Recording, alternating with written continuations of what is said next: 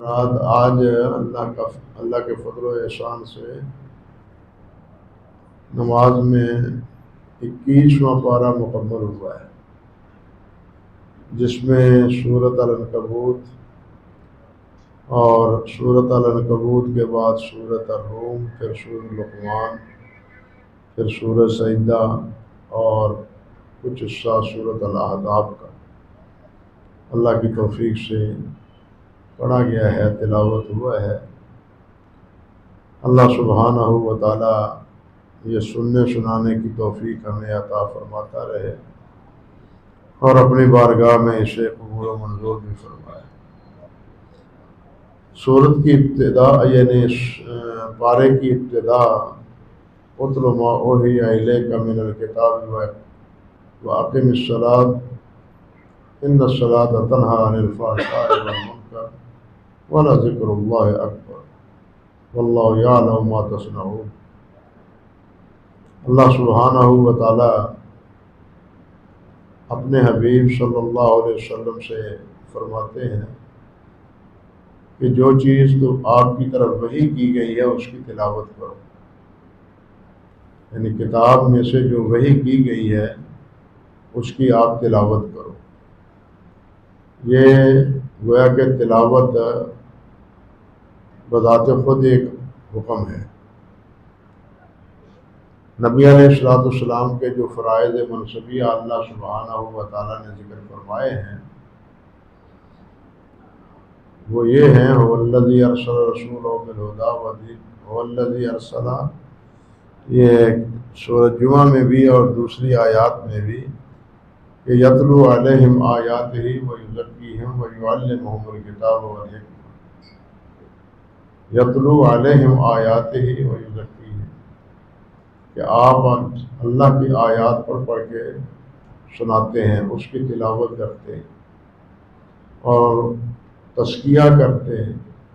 کیا مطلب؟ رذائل، وہ رذائل اعتقادی ہوں یا عملی ہوں، اس کی صفائی کرتے ہیں، عقیدہ بھی گندہ نہیں رہنے دیتے اور عمل کی گندگی جو ہے وہ بھی کھرچ کے دور کر دیتے ہیں اللہ کے فضل و کرم سے۔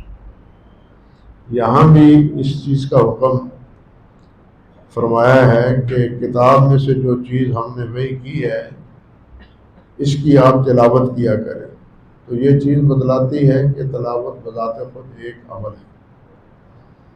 قرآن مجید کے جو ایک مسلمان پر حقوق ہیں ان میں پہلا حکم یہی ہے یا پہلا حق یہی ہے کہ قرآن مجید کو پڑھا جائے، اس کی تلاوت کی جائے۔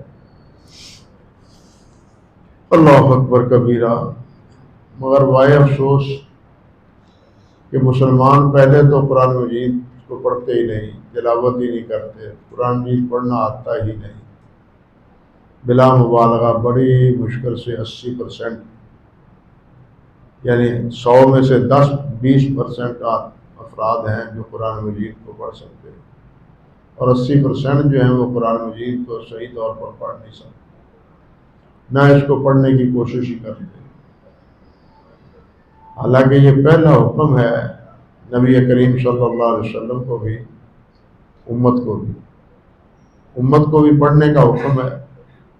بلکہ حدیث میں آتا ہے نبی علیہ السلام نے ارشاد فرمایا کہ القرآن سبب بین اللہ و بین عبادہ، اور کما قال النبی صلی اللہ علیہ وسلم، کہ قرآن مجید اللہ اور اللہ کے بندوں کے مابین ایک سبب ہے۔ یوں سمجھیے کہ ایک رسی، جو اس رسی کو تھام لیتا ہے، اس شریعت کو تھام لیتا ہے، اس کی اللہ تبارک و تعالیٰ تک رسائی ہو جاتی ہے، اللہ تک وہ پہنچ جاتا ہے۔ ویسے بھی یہ ایک تجرباتی بات ہے کہ جو آدمی جس مصنف کو زیادہ پڑھتا ہے نا اس سے متاثر ہوتا ہے، اس کے کلام سے متاثر ہوتا ہے، اس مصنف سے متاثر ہوتا ہے جس کو زیادہ پڑھتا ہے۔ تو اگر کلام الہی کو زیادہ پڑھا جائے تو اللہ سبحانہ و تعالیٰ اور اللہ کے کلام سے انسان متاثر نہیں ہوگا، یقیناً ہوگا۔ ہماری کوتاہی یہی ہے بنیادی طور پر کہ ہم قرآن مجید پڑھتے ہی نہیں۔ ہمارے نبی کریم حضرت محمد رسول اللہ صلی اللہ علیہ وسلم قرآن مجید خود پڑھتے تھے، بلکہ صحابہ کرام کو پڑھ کے سناتے تھے، اور صحابہ کرام سے قرآن مجید سنتے تھے۔ حضرت ابی بن کعب رضی اللہ تعالیٰ عنہ سے آپ نے فرمایا کہ ابی، مجھے اللہ تعالیٰ نے حکم دیا ہے کہ ابی کو سورت بینہ پڑھ کے سناؤ۔ اللہ اکبر کبیرہ۔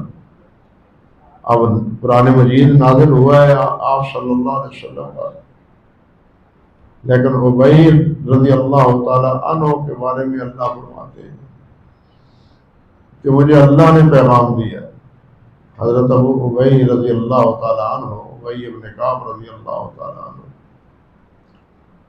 انہوں نے عرض کیا حضور کیا اللہ ذوالجلال نے عرش پر میرا نام لیا ہے؟ تو نبی علیہ السلام نے فرمایا ہاں، اللہ نے عرش پر نام لے کے تیرا کہا ہے کہ ابی سے ابی کو سورت بینہ سناؤ۔ تو خوشی سے حضرت ابی بن کعب رضی اللہ تعالیٰ عنہ آپ دیدہ ہو گئے۔ تو یوں نبی علیہ السلام تنہا بھی پڑھتے تھے، صحابہ کرام کو سناتے بھی تھے، خطبات میں بھی، نماز میں بھی، اس کے علاوہ بھی، اور ان سے سنتے بھی تھے۔ قرآن مجید صحابہ کرام سے سنتے بھی تھے۔ یعلمہم الکتاب، آپ کتاب کی تعلیم دیتے تھے اور کتاب کی تلاوت فرماتے تھے۔ تو یہاں بھی تلاوت کرنے کا حکم اللہ سبحانہ و تعالیٰ نے دیا ہے۔ ہمارے ہاں تو تلاوت کا کوئی اتنا رواج نہیں ہے، اتنا طریقہ نہیں ہے، بھولے ہوئے ہیں ہم، بالکل چھوڑے ہوئے ہیں قرآن مجید کو۔ قسمت والے ہی ہیں جو قرآن مجید کو باقاعدہ پڑھتے ہیں، باقاعدگی سے، بلا تعطل، اور ہمیشہ اس کا کچھ نہ کچھ حصہ تلاوت کرتے ہیں۔ انسان کو چاہیے کہ اس کا کچھ نہ کچھ حصہ معمول بنا لے، ایک پارہ نہیں تو آدھا پارہ، جتنی بھی اللہ تعالیٰ توفیق عطا فرمائے، اس کی عادت ہونی چاہیے۔ آج سے 50 60 70 سال پہلے جب ہم چھوٹے ہوتے تھے، بچپنے میں اپنے والدین سے دیکھتے تھے، والد صاحب سے، کہ وہ قرآن مجید کو بڑے ترنم سے پڑھتے تھے، اونچی آواز سے گھر میں، اور ترنم سے قرآن مجید ہی نہیں پڑھتے تھے بلکہ قرآن مجید کا ترجمہ بھی پڑھتے تھے۔ اس لیے قرآن مجید کو پڑھنے کا معمول بنانا یہ اللہ تعالیٰ کی محبوبیت کا باعث ہے۔ حضرت خباب بن ارد فرماتے ہیں رضی اللہ تعالیٰ عنہ، اللہ اکبر کبیرہ، کہ قرآن مجید سے بڑھ کے اور کوئی ورد اور وظیفہ ایسا نہیں جو اللہ ذوالجلال والاکرام کے قرب کا ذریعہ ہو۔ جو چیز اللہ ذوالجلال سے صادر ہوئی ہے، یعنی اللہ سبحانہ و تعالیٰ کے جو بول ہیں، ان بولوں کو آگے بولنا اور ان کو حکایت کرنا، یہ اللہ سبحانہ و تعالیٰ کو بہت محبوب ہے۔ بلکہ صحیح بخاری میں کہ نبی علیہ السلام نے فرماتے ہیں کہ اللہ ذوالجلال نے یہ بات فرمائی ہے کہ جتنی خوشی سے اور جتنی محبوبیت سے میں اپنے نبی کا قرآن سنتا ہوں، اتنی محبوبیت سے کوئی اور کلام نہیں سنتا۔ یعنی خود اللہ سبحانہ و تعالیٰ بھی پسند کرتے ہیں کہ میرا بندہ قرآن مجید کی تلاوت کرے۔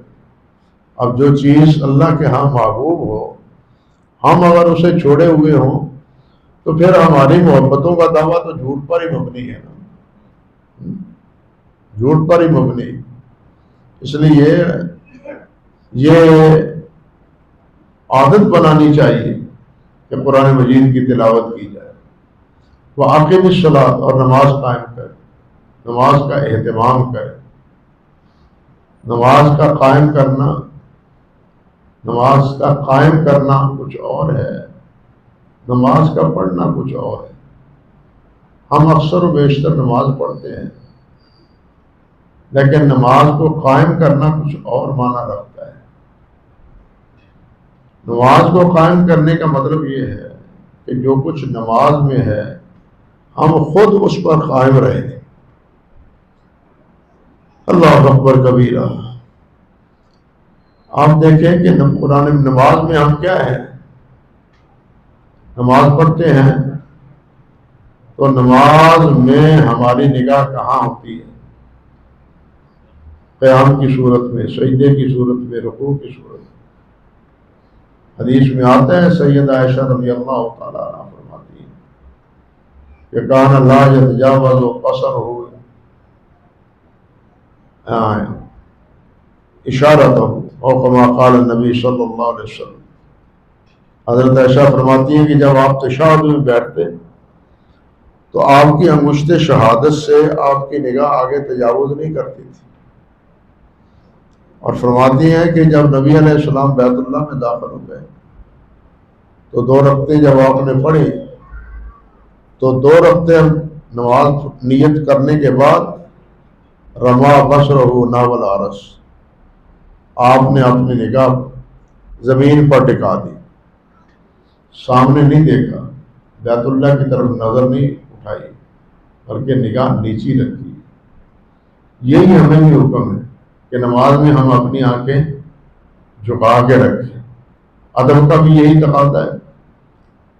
اور نماز میں نظر کو سجدے کی جگہ سے آگے بڑھنے نہ دینا، یہ بھی نماز کا ایک ادب بھی ہے اور نماز کا ایک اہم حکم بھی ہے۔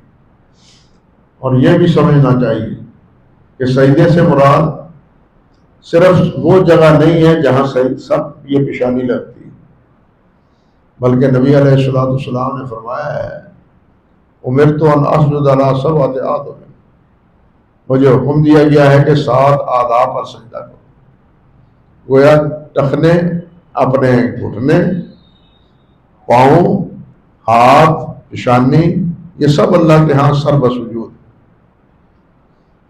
تو ہاتھ کہاں ہوتے ہیں، پیشانی کہاں ہوتی ہے، گھٹنے کہاں ہوتے ہیں، یہ جتنی جگہ ہوتی ہے سجدے تک کی، یہ ساری سجدہ گاہ ہے۔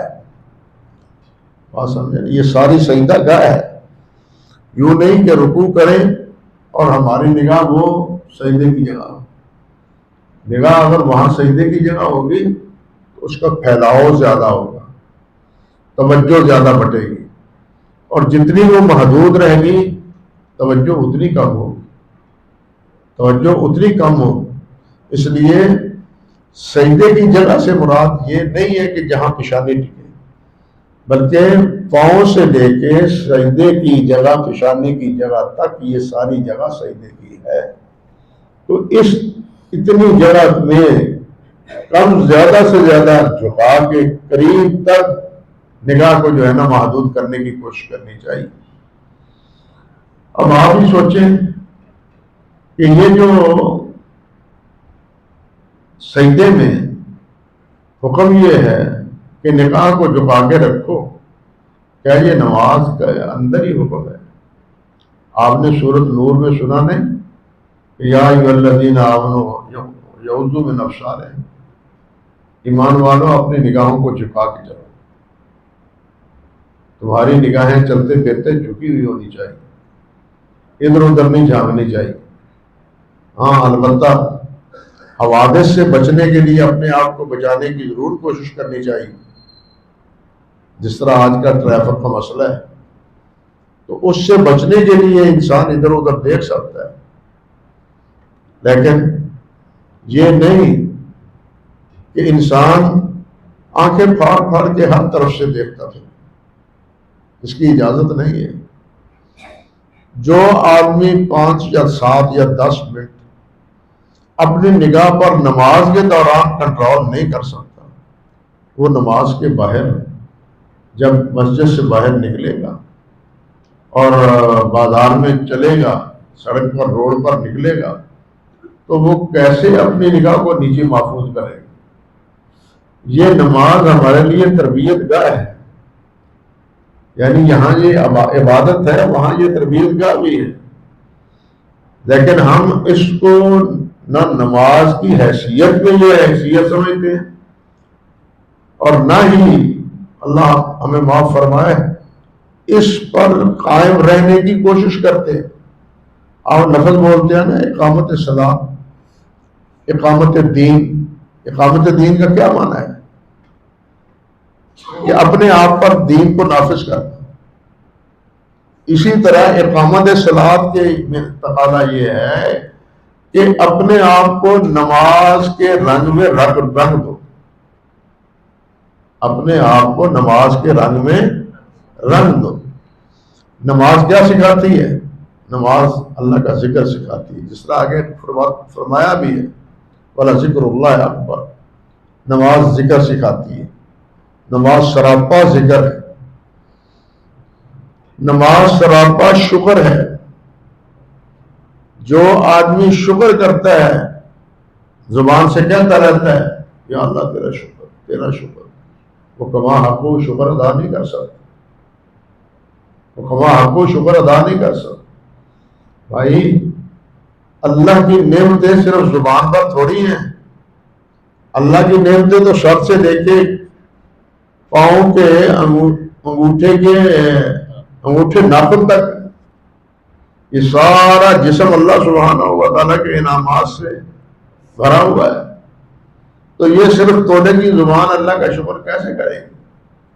یہی وجہ ہے کہ حضرت عائشہ رضی اللہ تعالیٰ عنہ نے جب نبی علیہ السلام سے پوچھا تھا، عرض کیا تھا کہ آپ اتنی کلفت کیوں برداشت کرتے ہیں، اتنی مشقت کیوں برداشت کرتے ہیں کہ آپ کھڑے کھڑے جناب پاؤں کا مبارک آپ کے متورم ہو جاتے ہیں؟ تو آپ نے جواب میں ارشاد فرمایا تھا، عائشہ افلا اکون عبدا شکورا، کیا میں اللہ کا شکر گزار بندہ نہ بنوں، کیا اللہ کا شکر نہ کروں؟ تو یہ نماز کیا ہے؟ شکر ہے۔ نماز شکر، جو آدمی زبان سے شکر کرتا ہے اور نماز نہیں پڑھتا، وہ گویا کہ شکر کا حق ادا نہیں کرتا۔ یہ جو اللہ سبحانہ و تعالی نے فرمایا ہے، اللہ اکبر، حضرت داؤد علیہ السلام کے بارے میں کہ اے داؤد اللہ کی نعمتوں کا شکر ادا کرو، اللہ کی نعمتوں کا شکر ادا کرو۔ مفسرین نے لکھا ہے کہ حضرت داؤد علیہ السلام کے گھرانے میں ہر وقت کوئی نہ کوئی بندہ نماز پڑھتا تھا۔ ایک نماز پڑھی، اسے نوافل پڑھے، پھر اس کے بعد دوسرے نے مصلی سنبھال لیا، پھر تیسرے نے مصلی سنبھال لی۔ تو یہ ہے شکر، یعنی نماز جہاں ذکر ہے، یہاں عبادت ہے، وہاں اللہ کا یہ شکر بھی، وہاں یہ اللہ ذو الجلال کا شکر بھی۔ اور شکر آپ سمجھتے ہیں کہ یہ شکر جتنا زیادہ کیا جائے اتنا ہی کم ہے، اور جتنا زیادہ کیا جائے اتنا ہی اللہ سبحانہ و تعالیٰ کے انعامات کی بارش ہوتی ہے۔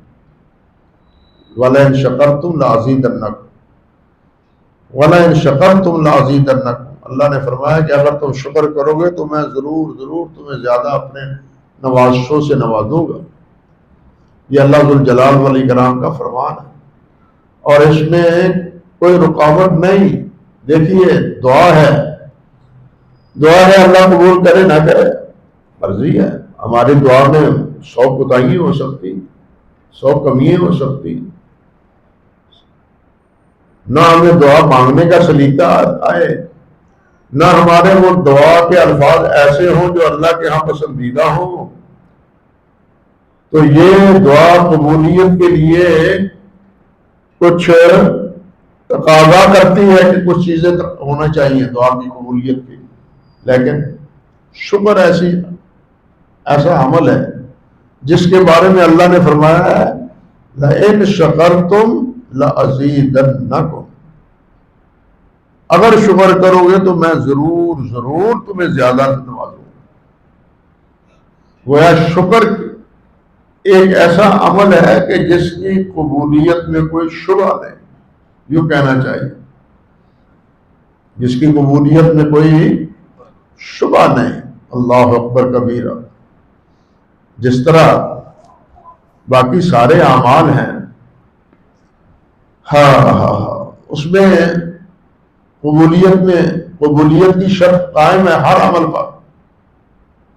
ہر عمل پر قبولیت کی شرط قائم ہے.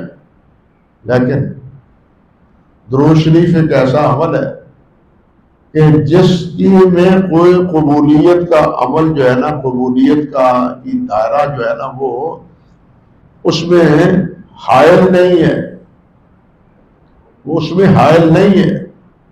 درود شریف پڑھے گا تو اس کا اجر ملے گا. حالانکہ ہر عمل کا اجر متعین ہے. نماز کا اجر متعین ہے، روزے کا اجر متعین ہے، ذکر و اذکار کا عمل متعین ہے، صدقہ خیرات کا عمل متعین ہے. لیکن تمام اعمال میں قبولیت شرط.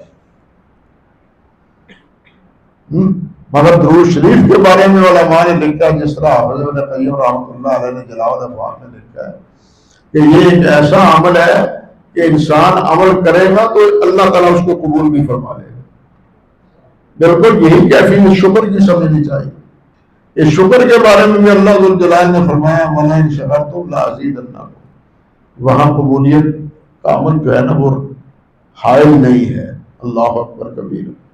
تو بہرحال نماز قائم کرنے کا مطلب یہ ہے کہ جو کچھ ہم نماز میں پڑھتے ہیں، اہتمام کرتے ہیں، نماز میں ذکر کرنا. نماز ذکر ہے نا. اللہ تعالیٰ نے فرمایا حاکم الصلاۃ علی ذکر موسیٰ علیہ السلام سے کہ موسیٰ میرا ذکر کرنے کے لیے نماز پڑھو. وہ نماز اللہ کے ذکر کا ذریعہ ہے. کیونکہ تکبیر تحریمہ سے لے کے سلام کے بعد تک سارے کلمات اللہ کے ذکر کا. تکبیر تحریمہ سے لے کے سلام تک. سلام کے بعد بھی آپ استغفر اللہ اور اس کے بعد اللہ اکبر اور استغفر اللہ کہتے ہیں. یہ ساری نماز ذکر ہے. تو کیا ذکر کا حکم اللہ ذو الجلال نے نماز کے لیے ہے؟ اللہ نے تو ذکر کے بارے میں حد بندی کی ہی نہیں. اس کا کوئی وقت مقرر کیا ہی نہیں. اس کی کوئی تعیین کی ہی نہیں. بلکہ فرمایا وَاذْكُرُوا اللَّهَ ذِكْرًا كَثِيرًا. نماز کی حد بندی ہے. اس وقت نماز پڑھو، اس وقت نماز نہ پڑھو. روزے فرض ہے تو اس مہینے میں فرض ہے، باقی نفل ہے تو آپ کی مرضی ہے رکھیں نہ رکھیں. حج کا ایک وقت مقرر ہے، ایام مقرر ہے، لیکن ذکر کا کوئی وقت مقرر نہیں. اسی لیے حضرت عائشہ فرماتی کان رسول اللہ صلی اللہ علیہ وسلم یذکر اللہ علی کل احیان. ہر حال میں نبی علیہ السلام اللہ کا ذکر کرتے تھے. تو یہ نماز ذاکر بناتی. تو کیا نماز سے فارغ ہو کے ہمارے اندر ذکر کی خوب پیدا ہوئی ہے؟ سوچنے کی بات یہ. اللہ نے جو فرمایا پہلے آپ سن چکے، رجال لا تلہیہم تجارت ولا بیع عن ذکر اللہ و اقام الصلاۃ. کہ کچھ آدمی ہیں خوش نصیب، وہ بیع و شراء کرتے ہیں، تجارت کرتے ہیں، معاملات کرتے ہیں، لیکن وہ اللہ کے ذکر سے غافل نہیں ہے. وہ نماز سے اس حالت میں بھی غافل نہیں ہے. تو نماز اگر ذکر کا سبب دیتی ہے تو یہ ذکر نماز ہی تو نہیں ہے، یہ تو ہر وقت مطلوب ہے. تو کیا ہم واقعتاً ذاکر بنے؟ اگر ہم ذاکر بنے ہیں، اٹھتے ہوئے، بیٹھتے ہوئے، چلتے پھرتے ہوئے اللہ کو یاد کرتے ہیں، تو پھر اس کا کتنا فائدہ ہے. اللہ اکبر کبیر. ذاکر کے بارے میں یہ دیکھیں، وہ چلتا پھرتا ہوئے اللہ کو یاد کرتا ہے. اللہ اس کی عادت ڈال دے، خوب پیدا کر دے، یہ صفت پیدا کر دے. اور یہ بات یاد رکھیں کہ یہ تھوڑے دنوں کی مشقت کی بات ہے، اپنے آپ کو اس طرف مائل کرنے کی بات ہے. پھر جس وقت طبیعت اس طرف مائل ہو جاتی ہے نا، تو اس کے بعد جب آپ خاموشی سے وقت گزارتے ہیں تو دوسرا وقت اس کو خود بخود ملامت کرتا ہے کہ یہ تیرا وقت ضائع ہو گیا، تیرا وقت ضائع ہو گیا ہے۔ اور جب ذاکر ذکر کرتا ہے اور اس کا جس زمین پر قدم پڑتا ہے، اللہ اکبر کبیرہ، آپ نے فرمایا کہ وہ زمین دوسرے ٹکڑے پر فخر کرتی ہے کہ میرے اسے اوپر اس آدمی کا، اس اللہ کے بندے کا قدم پڑا ہے جو جاتا ہوا اللہ کا ذکر کرتا ہے۔ زمین بھی فخر کرتی۔ تو یہ ہے اقامت الصلاۃ۔ نماز ہم نے ذکر کے لیے پڑھی، لیکن ہمیں ذکر کی عادت کرنا پڑی، ذاکر ہم پھر بھی نہ بنے، بلکہ نماز سے فارغ ہوئے تو بھاگے مصلی سے ایسے بھاگ۔ بلکہ چاہیے تو یہ ہے کہ نماز کے بعد کچھ وقت تو وہ مسنون ادعیہ پڑھ لینی چاہیے جو نبی کریم صلی اللہ علیہ وسلم کا معمول تھا، لیکن ہم تو اس طرف بھی نہیں جاتے۔ ادھر سلام پھیرا اور اس وقت جناب بھاگنے کی کوشش کی، تو گویا کہ ہمارا دل ابھی ذکر میں لگا ہی نہیں۔ اگر ذکر میں دل لگا ہوتا تو ہم مصلی سے اٹھ کے بھاگنے کی کوشش نہ کرتے، بلکہ کچھ وقت اور بیٹھ کے اللہ نہ کرتے۔ نبی علیہ السلام کی مسنون ادعیہ نماز کے بعد چھوٹی چھوٹی کتابوں میں، اذکار کی کتابوں میں موجود ہے کہ آپ صلی اللہ علیہ وسلم نماز کے بعد کیا کیا ذکر کرتے ہیں، فرما بلاتے بھی اتراتے بھی ہیں۔ اور بعض تو ذکر ایسے ہیں کہ جن کی اتنی فضیلت ہے کہ اللہ سبحانہ و تعالیٰ اس کا ہمیں مثال بنا دے۔ جس طرح حدیث شریف میں آتا ہے کہ نبی آپ نے فرمایا جو آدمی فرض نماز کے بعد آیت الکرسی پڑھتا ہے اس کے اور جنت کے درمیان صرف موت حائل ہے، مرے گا تو اللہ جلال جنت عطا فرما دے گا۔ کتنا بڑا ذکر ہے، کتنا وقت خرچ ہوتا ہے، لیکن ہم اتنا وقت بھی دینے کے لیے تیار نہیں ہیں۔ میرا مقصد صرف یہ تھا کہ اللہ سبحانہ و تعالیٰ نے یہاں ہی نہیں بلکہ ہر جگہ ہی اقیموا الصلاۃ یقیمون الصلاۃ یہی لفظ اللہ ذو الجلال نے استعمال فرمایا۔ اللہ اکبر کبیرہ۔ علامہ راغب نے رحمۃ اللہ علیہ لغت کے بہت بڑے امام، انہوں نے مفردات القرآن، قرآن مجید کے ترجمہ مفرد الفاظ اس کا ترجمہ کیے اور بڑی فصاحت اور بلاغت کا مظاہرہ کیا ہے۔ وہ کہتے ہیں کہ اللہ سبحانہ و تعالیٰ نے تو تعریف جہاں کی ہے وہ مقیم الصلاۃ یقیمون الصلاۃ کی ہے، لیکن نماز پڑھنے والوں کے بارے میں تو فرمایا فویل للمصلین، فویل للمصلین۔ جہنمی سے پوچھا جائے گا کیوں جہنم آئے ہو، کہے گا لم نکن من المصلین۔ وہاں بھی یہ ہے، راغب کہتے ہیں کہ اس کا مطلب یہ ہے کہ ہم بس نام کی نماز بھی نہیں پڑھتے تھے، حقیقی طور پر پڑھنا تو گزارا، ہم صرف نام کی نماز بھی نہیں پڑھتے تھے۔ لم نکن من المصلین، اللہ اکبر کبیر۔ وہ کہتے ہیں کہ یہ مسلمین کا لفظ مدح کی صورت میں قرآن میں وارد ہی نہیں ہوا۔ قرآن میں وارد ہوا اقام الصلاۃ یقیمون الصلاۃ مقیمین الصلاۃ، یہ الفاظ مدح کے طور پر استعمال ہوئے۔ یہاں بھی اللہ ذو الجلال نے یہی بات فرمائی اور پھر یہ بھی بتلایا کہ ان الصلاۃ تنہی عن الفحشاء والمنکر۔ اس چیز سے پتہ چلتا ہے کہ نماز بذات خود مقصود ہے، نماز بذات خود کیا ہے، مطلوب ہے۔ نماز جو ہے وہ ٹریننگ کورس نہیں ہے، بات سمجھ لیں۔ جس طرح بعض حضرات نے کہا ہے نماز خود مطلوب ہے۔ اللہ الجلال نے فرمایا، اللہ بات فرماتے ہیں ایک جگہ انبیاء کرام علیہ السلام کا ذکر کرتے ہوئے، ان کی عبادت کا، ان کی اطاعت اور ان کی فرمانبرداری کا ذکر کرنے کے بعد فخلف من بعدهم خلف اضاعوا الصلاۃ واتبعوا الشہوات، کہ ان کے بعد ان کے ناخلف ایسے آئے کہ انہوں نے نمازیں ضائع کر دی، نمازیں چھوڑ دی۔ اور نمازیں چھوڑنے کا نتیجہ کیا نکلا؟ نتیجہ یہ نکلا جناب کہ واتبعوا الشہوات، نمازی شہوات کا غلام نہیں ہوتا، بے نماز گویا شہوات کا غلام ہے، نمازی شہوات کا غلام نہیں ہے۔ اسی لیے یہاں بھی یہی بات فرمائی ہے کہ ان الصلاۃ تنہی عن الفحشاء والمنکر، کہ یہ نماز جو مطلوب ہے، خود مطلوب ہے، یہ ٹرینر کورس نہیں ہے، یہ اصل مقصد کوئی اور ہے، یہ بس ٹرینر کے لیے۔ جس طرح بعض حضرات کہتے ہیں کہ اقامت دین اصل مقصد ہے، نماز جو ہے وہ تو ٹریننگ کورس ہے۔ نہیں بھائی، نماز وہ ہے جو عین جہاد کے دوران بھی معاف نہیں ہے۔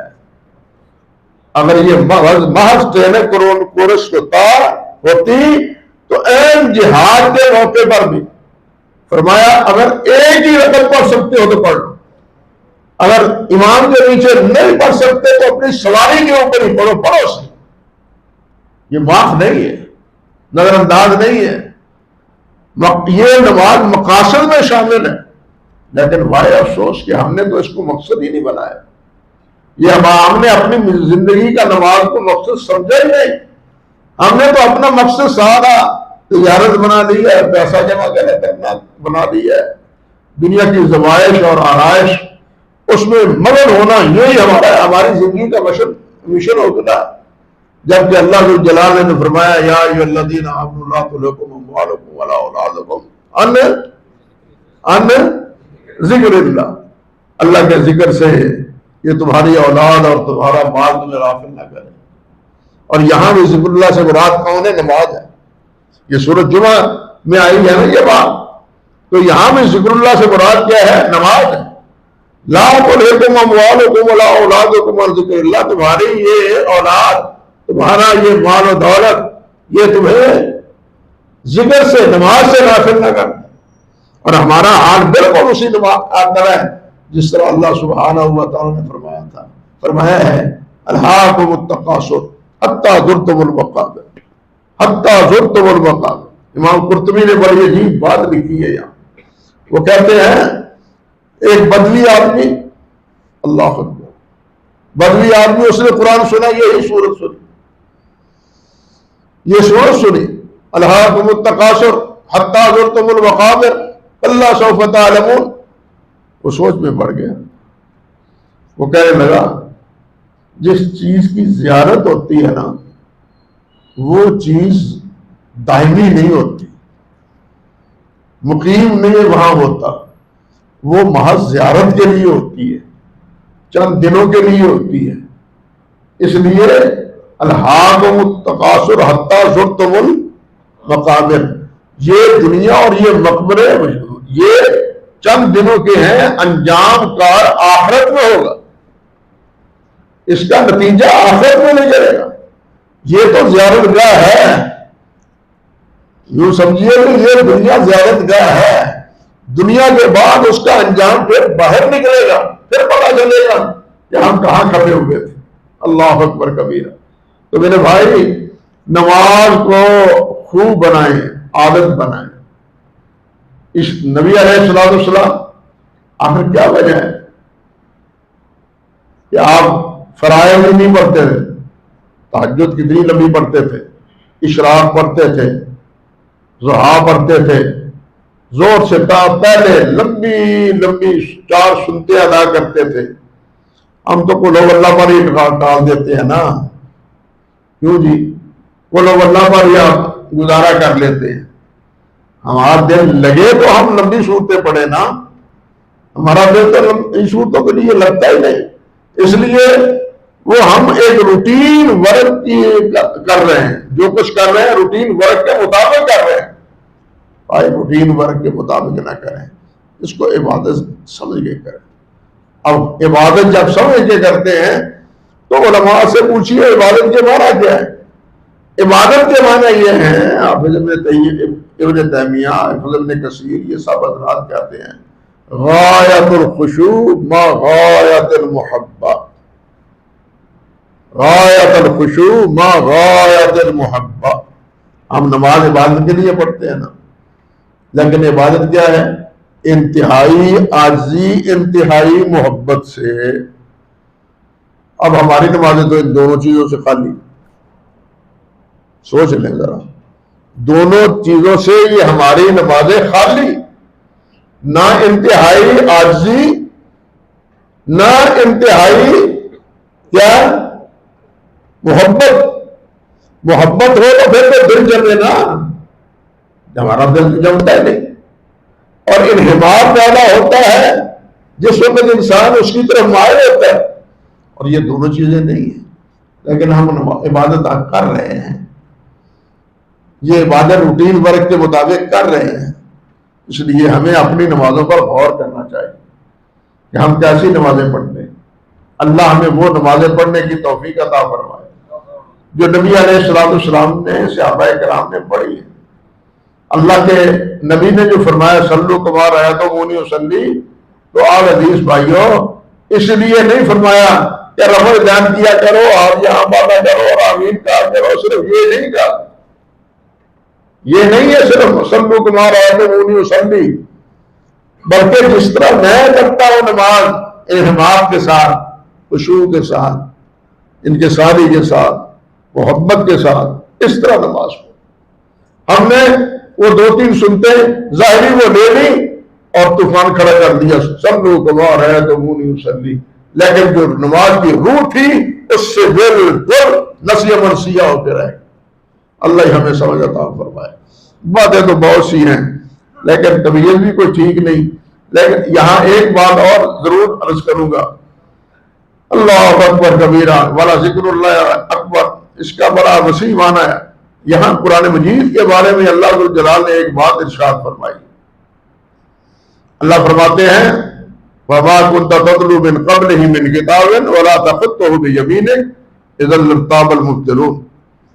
فرمایا آپ پہلے نہ کوئی کتاب پڑھتے تھے، کسی سے کوئی کتاب نہیں پڑھی، آپ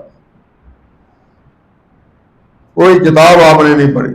وَلَا تَخُطُّهُ بِيَمِينِكَ، اور نہ ہی کبھی آپ نے اپنے ہاتھ سے کچھ لکھا ہے. نہ لکھنا جانتے تھے، نہ آپ پڑھنا جانتے تھے. کسی استاد کے سامنے زانوِ تلمذ نبی علیہ السلام نے طے نہیں کی. اسی لیے نبی علیہ السلام امی تھے. وَالَّذِي بَعَثَ فِي الْأُمِّيِّينَ رَسُولًا، اور آپ نے فرمایا انا امۃ امیہ لا نکتب ولا نعصم. آپ امی تھے. حضرت عبداللہ بن مسعود رضی اللہ تعالیٰ عنہ درود شریف کے یہ الفاظ بھی پڑھتے تھے، السلام والسلام علی صلی اللہ علی النبی الامی، صلی اللہ علی النبی الامی. یہ لفظ حضرت عبداللہ بن مسعود پڑھتے تھے نبی علیہ السلام پر درود کے حوالے سے. تو خیر اس کے آگے اللہ فرماتے ہیں ذل ارتاب المبطلون.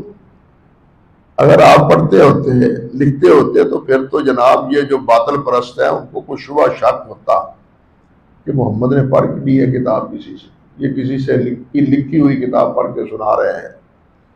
اللہ فرماتے ہیں نہیں. دوسری جگہ سوچئے، دوسری جگہ ان کا مطالبہ یہ ہے کہ جناب قرآن مجید لکھا ہوا ہمارے سامنے آئے، ہم دیکھیں. اللہ ذو الجلال فرماتے ہیں کہ اگر لکھی ہوئی کتاب بھی ہم ان کے پاس بھیج دیں فَلَمَسُوهُ بِأَيْدِيهِمْ، اپنے ہاتھوں سے اس کو ٹٹول بھی لیں، دیکھ بھی لیں، پھر بھی یہ کہیں گے کہ ان ھذا لسحر، ان کے یہ جادو ہے. لیکن یہاں جو بات ارشاد فرمائی ہے وہ یہ ہے بل هو آیات بینات فی صدور الذین اوتوا العلم. یہ آیات تو اہل علم کے سینوں میں میں نے منقش کر دی ہیں، کسی کتاب میں نہیں، لکھی ہوئی کتاب نہیں دی. پہلے تو اللہ ذو الجلال نے منقش کی نبی کریم صلی اللہ علیہ وسلم کے قلب اطہر پر، پھر نبی علیہ السلام نے پڑھایا صحابہ کرام کو، اور صحابہ کرام نے اس کو اپنے قلب اطہر پر محفوظ کیا. اور آج تک اہل ایمان اللہ کے فضل و کرم سے اس کتاب کو سینوں میں محفوظ کیے ہوئے ہیں. اور یہ وہ واحد کتاب ہے، واحد کتاب ہے جو سینوں میں محفوظ ہے. بلکہ میں تو کہتا ہوں کہ قرآن کے تعارف کے لیے، قرآن کے تعارف کے لیے کسی دوسری کتاب کی ضرورت نہیں ہے۔ قرآن خود کہتا ہے کہ میں قرآن ہوں۔ تورات پڑھنے سے آپ نہیں کہہ سکتے کہ یہ تورات ہے، انجیل پڑھنے سے یہ نہیں کہہ سکتے، انجیل نہیں بتلاتی کہ یہ انجیل ہے۔ انجیل میں کہیں انجیل کا نام نہیں ہے، تورات میں کہیں تورات کا نام نہیں ہے، لیکن قرآن مجید میں قرآن مجید کا نام ہے یا نہیں ہے؟ یہ کتاب خود بتاتی ہے کہ میرا نام کیا ہے۔ اس کو تعارف کے لیے کسی دوسری چیز کی ضرورت نہیں ہے، لیکن پہلی کتابیں وہ اس وصف سے محروم ہیں، اس خصلت سے محروم ہیں، ان کے بارے میں بتلانا پڑتا ہے۔ یہ کتاب تورات ہے، یہ پہلی 4 حصے، فروج، استثناء، یہ چیزیں، یہ 4 صحیفے ہیں حضرت موسیٰ علیہ السلام پر، اور یہ متی اور یہ انجیل، یہ لوکا، یہ مرقس، یہ 4 انجیلیں عیسیٰ علیہ السلام پر نازل ہوئی ہیں، لیکن ان 4 کتابوں میں 4 کتابوں کا نام نہیں ہے۔ 4 کتابوں کا نام ان 4 میں نہیں ہے، نہ تورات کا ہے نہ انجیل کا ہے، لیکن قرآن کا نام بھی ہے، فرقان کا نام بھی ہے، الکتاب بھی ہے، الذکر بھی ہے۔ یہ سارے نام جو ہے وہ خود قرآن مجید میں موجود ہیں۔ یہ اختصاص ہے اس قرآن مجید کا دوسری کتابوں کے مقابلے میں۔ اللہ سبحانہ و تعالی ہمیں اس قرآن کے ساتھ وابستہ رکھے، اس کو پڑھنے کی، اس کو سمجھنے کی، اس پر عمل کرنے کی اللہ سبحانہ و تعالی ہمیں توفیق عطا فرمائے۔ انہی چند باتوں پر آج اکتفا کرتے ہیں۔ اقول قولی ھذا استغفر اللہ لی ولکم ولسائر المسلمین۔